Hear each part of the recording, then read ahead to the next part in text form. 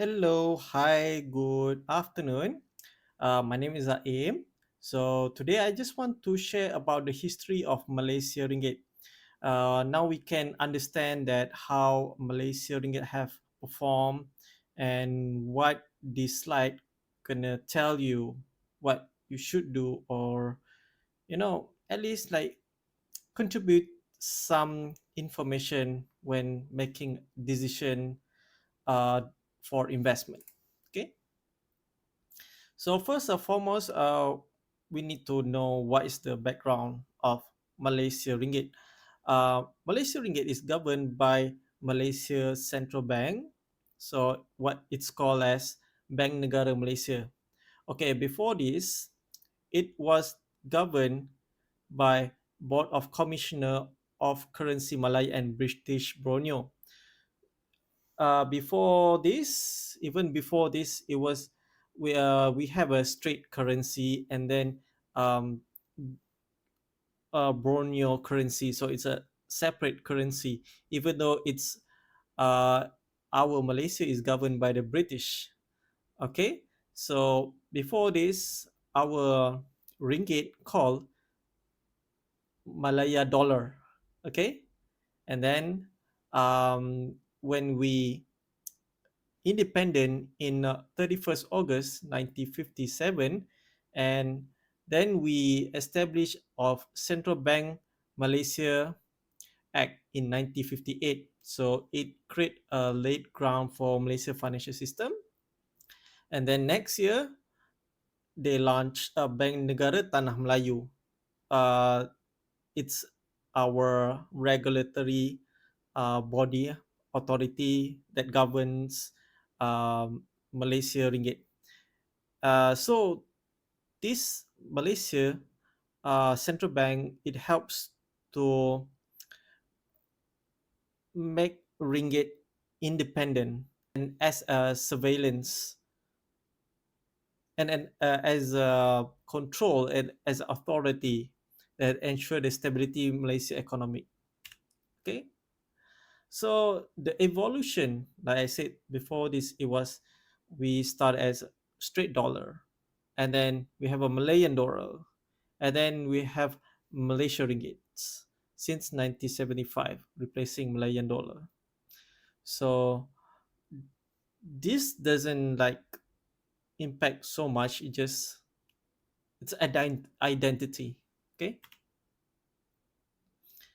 Okay. This is the timeline. So straight dollar 1939, and then it become Malayan dollar, and then today is Malaysia ringgits. It just to show that we are growing and we have our own identity. Okay, in 2009, Malaysia Parliament just passed the Bank Negara Act 1958 and 2009. So before this, 2009, we are using conventional banking, but after 2009, we now have a separate business. We have a, conventional uh, conventional bank business, and we have an Islamic bank business. Okay, so it's a single new act. Okay, it's established as a single regulatory regime. It enhances a financial sector flexibility, improve Sharia compliant product offering, strengthen a financial oversight mechanism, increase transparency in operation, promotion of Islamic finance globally, and encourage the competition among players. So it also supports sustainable financial practices. Okay, let's look at the past major currency shock event. Okay, before this, a Malaysia ringgit or Malayan dollar or straight dollars was pegged to the British pound sterling. So in 1967, on June, we unpacked sterling dollars. And what happened in November is 1967 is they UK got sterling crisis that impact on Malaysia. So what happened is our currency uh, got appreciated by 14%. Okay, and then Bretton Woods in 1971 also led to Malaysia ringgit also to appreciate as well. And then Plaza Accord also influenced the commodity price in 1985. So 1985 and the present is we have a ASEAN financial crisis that led to Malaysia ringgit depreciate by 90 plus percent. So it's very big. Okay, and then 2008 global financial crisis is actually caused our Malaysia ringgit to appreciate, and then 2016 and causes our Malaysia ringgit to depreciate. And then I provide the history. So this is for Malaysia foreign exchange market and also money market. So this is what happened in the past. Like, okay, the board, okay, and then Bank Negara on June, Bank Negara have their own authority to issue the currency, and then because of the sterling crisis, ringgit appreciated by 14%, and then and globally have a gold and exchange crisis. So we skip to the 1971. Bretton Woods broke down. Okay, no more Bretton Woods system. So now it's just the government no need. I mean, like not the government, is the currency no need to have pegging with the gold. Okay, so now it's up to the state to issue the currency however they like. Okay, so this is the past of history of Malaysia ringgit against foreign exchange market, and this is on a Malaysia money market, which is like not external but uh, it's internal control. So okay, this is what are the milestones, but we gonna stick with the presentation instead. Okay, in 1990 financial turmoil in 1998 during the ASEAN financial crisis, Malaysia ringgit peg was established against the US dollar. I will show you the charts. So it was pegged at three ringgit 80 cent to a dollar. So currency stabilization measure was introduced to stabilize the outflow and inflow of the value of the currency. Okay, and then the government intervention is to support the economy by means that the Malaysian government introduced a lot of physical stimulation in order to stimulate the economy during ASEAN financial crisis. And same as well in 2008 global financial crisis because of the US having a problem with the mortgage-backed securities. And then major market fluctuation also observed during the financial crisis. And the Bank Negara Malaysia is response is to stabilize. It's in order to stimulate the economy. Then the Bank Negara will buy uh, the government bond through open market operation. And then recovery efforts, and then long-term economic implication also assessed, and changes to financial regulation also implemented. So on recently, we have like 2016 oil price that caused the Malaysian ringgit to depreciate. 2018 palm oil restricted from Europe, so it's hard to sell because they don't want, they have their own regulation, that's why. And then we have our own regulation, but our regulation is much better than European regulation. So that's say it's incompatible. Okay. And then government changes also affecting the economy. Say 2018 we changed the government. We don't have like used to have like government where basically it's change party. Okay. And then 2018 also got hurt US China 34, and also is escalated. It's disturbing the global trade. And then on 2020 is a global lockdown because of the COVID. 2022 when the lockdown is, and then people start going out, and then the demand skyrocketed, and of course the inflation also skyrocketed. So because of the 2020, that many company got bankrupt, got no more operating, for example like hotels. So and then the restaurant. Okay, because these people like coming or to vacation, or maybe they come back to their workplace, uh, many many places have to raise the prices, because in order to meet a demand. It's not like taking advantage, it is what it is. There's a supply and demand. So when the supply is there but not enough, the consumer will willingly to increase uh, paying the vendor or the retail in order to service them. So that's what causes inflation. Okay. And then it also increases cost of living pressure because of the inflation. And then economy recovery strategies also implemented, because during the COVID lockdown many business got slowed down or even fail.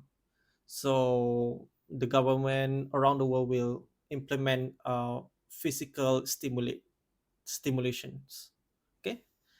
And then it also ongoing challenges for Malaysia ringgit. Okay, and then I will see the charts. Okay, this is Malaysian ringgit chart. So let's see on 1971 Bretton Woods breakdown. So the US um, no longer peg the gold to the US dollar. And then in 1973, okay, the Singapore dollar and Brunei dollar also Malaysia also unpacked, so they are no longer together. And then in 1985 also commodity crisis. I will show you what happened. And then a Plaza Accord. And in 1994 there's also we started to do a capital control, but the capital control is not extend, and then it was only short term. Okay. Well, what happened in Asia of financial crisis in 1997? Okay, the government and the central bank put an extensive capital control, and then a currency peg. Okay, this currency peg, it cost the government a lot of money. So yeah, well, it's temporary measure. Okay, until it was unpacked 2005. So if you can see here, between um, September 1997 to September 1998, it takes like 1 year in order to control the economy. So it takes a long time. So I don't know what happened, but if the government know in 1997, they already like start doing like capital control and currency peg. Otherwise, we just like we are fair like more than 90%. It's crazy. Okay. And then in 2007 2009, okay, what happened is Malaysia currency is like depreciate. Okay. And then it's appreciate. Okay, the reason is it depreciate because the global economy is not doing well, and at the same time the oil price, the commodity price, like raised tremendously, that Malaysia also benefit from it. And then what happened is like Malaysia government unpack. No, no, it's not unpack. It's loosening the oil price control that causes inflation to get skyrocket up to 8%, and this is eight to be specific 8.5%. So this is the inflation. This is the highest inflation ever recorded in Malaysian history. Okay, we never had 8%. Regularly, our Malaysia inflation rates um, around less than 5%. Okay, maximum you can get. But during the COVID, during the inflation, also like less than 4%, or bit, yeah, it's less than 4%. It's not that high. Okay, and then when the the Bank Negara Act 2009 was there, so I think it's it's stabilized. Okay, and then what happened in 2016? It was like all crash. Okay, because like Malaysia and oil is highly correlated, because we are producing oil and at the same time we are also consuming oil. And how we consuming oil is we put the subsidy on our oil, so that's why our oil is controlled. When we control our oil, is what happened is um, it's getting oil commodity and the ringgit Malaysia become a highly correlated. Okay, when the oil price crash, Malaysia ringgit also crash. Okay, this is the example of what happened. And then the US China trade war and also Malaysia government change also made our Malaysia ringgit fluctuates. And then global lockdown, and then a supply inflation in 2022. Okay, so this is basically the history. So we can see like 40 years, no, not 40 years, 50 years. Here we can see Malaysia ringgit have been depreciated. So let's see the uh, oil price. See, in 1991 we have like Iraq war. Okay, it causes the price to be skyrocketed because of um, the Iraq not able to supply to the market. Their supply got caught, and they get cut. And then Asia financial crisis 1997, the oil price crash because of the economy slowdown. And then after it recovers, and then we have another Iraq war 2003 that causes the price of the oil to be skyrocketed, and also benefiting Malaysia as well. And then at the peak of 2007, and then we got global financial crisis that causes a global slowdown and causes the oil to go down. So the highest was like what, $1 to $5 per barrel.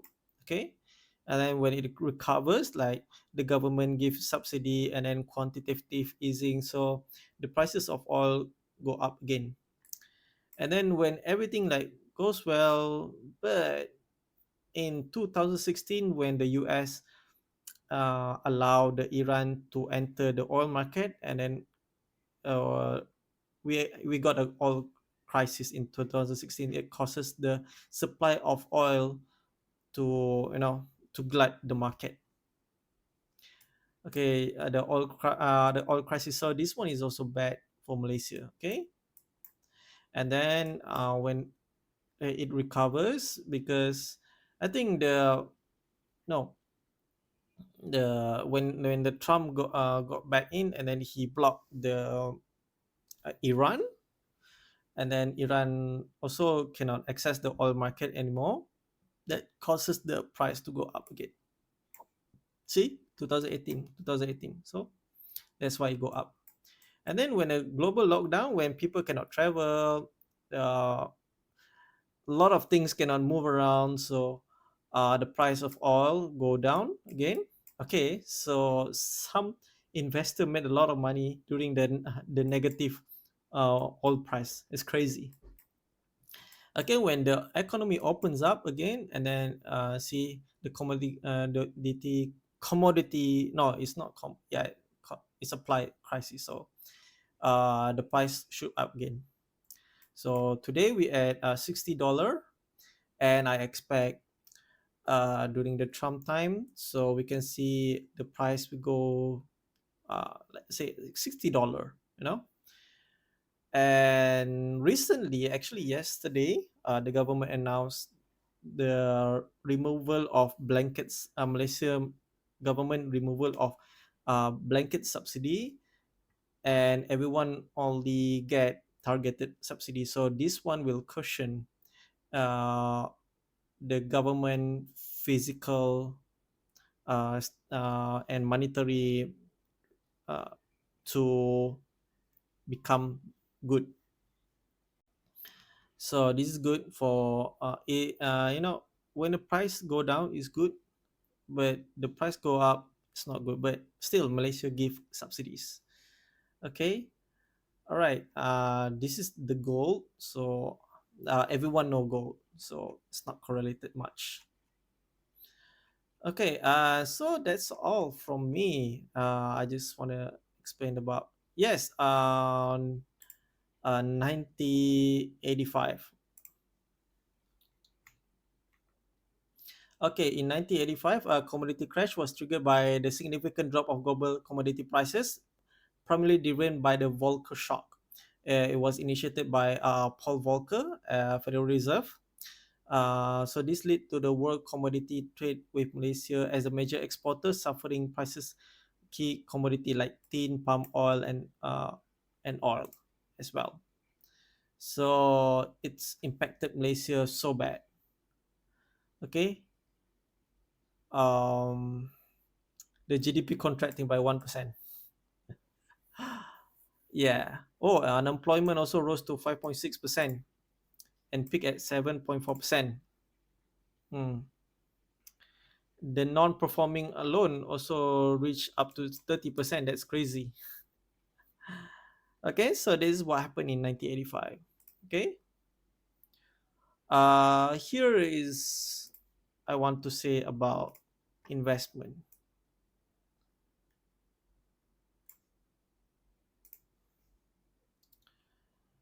Okay, so when you have like professional manager, okay, when inflation rise, liquidity tightens. So uh, usually commodity is good to buy. Okay, when the commodity supply have improved, so and then the government do like lots of stimulation, so you know then the bonds is good place, but the commodity will remain there, but it's just like not as attractive as before. And then when inflation falls, then liquidity improve, then it's good to buy equities. When we buy equities, then your investment value appreciated greatly.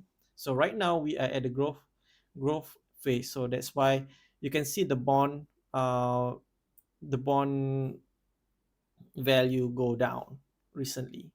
So it's best to buy equities at this moment. So please um, have your own professional manage investment fund. Okay, so that is all from me. Invest wisely, and thanks for watching. Have a good day.